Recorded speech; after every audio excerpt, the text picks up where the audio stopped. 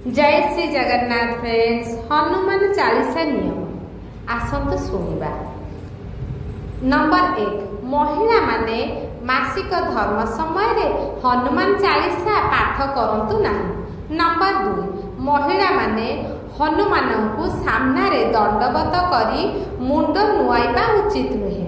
Number 3, Hanuman माता सीता को निज माता मानुथिले, तेणु तांको पाई प्रत्येक महिला माँ भली अटंती। नंबर 4, महिला माने केबे भी हनुमान मूर्ति रे जल अर्पण करने उचित नुहे।